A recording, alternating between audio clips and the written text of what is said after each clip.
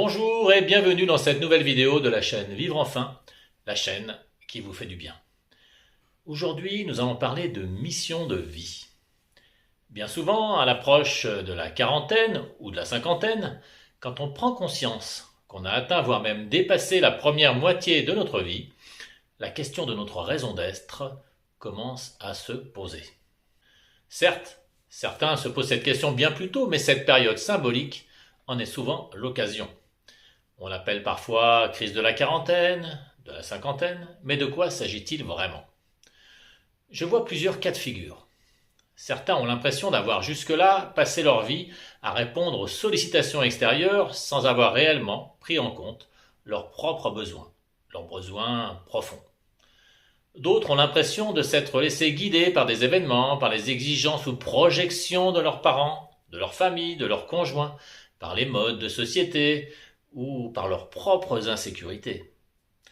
Résultat, ils ne se sentent pas à leur place, sans pour autant savoir vraiment où est leur place.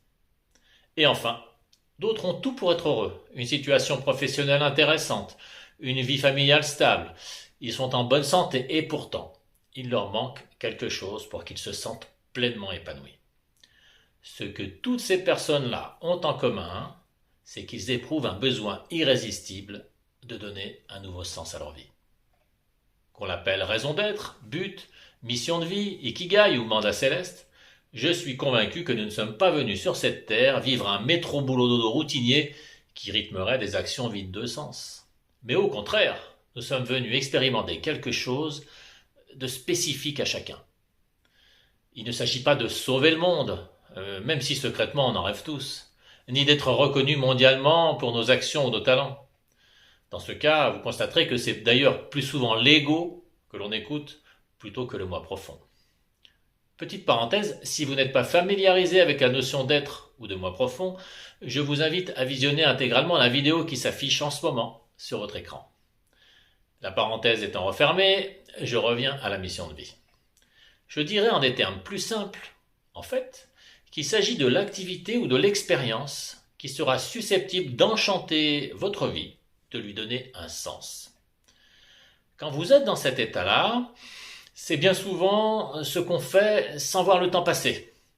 On est dans ce qu'on appelle l'état de flow. C'est encore ce qu'on pourrait faire gratuitement, tant on se sent aligné quand on le réalise. C'est ce qui nous émeut au plus haut point, ce qui peut nous faire pointer des larmes quand on l'observe chez ceux qui nous inspirent, notamment dans les films ou les romans. C'est enfin ce qui suscite notre propre admiration, notre intérêt profond. La transition est toute faite. Du coup, si vous souhaitez découvrir votre mission de vie, je vous propose un atelier unique sur 3 jours.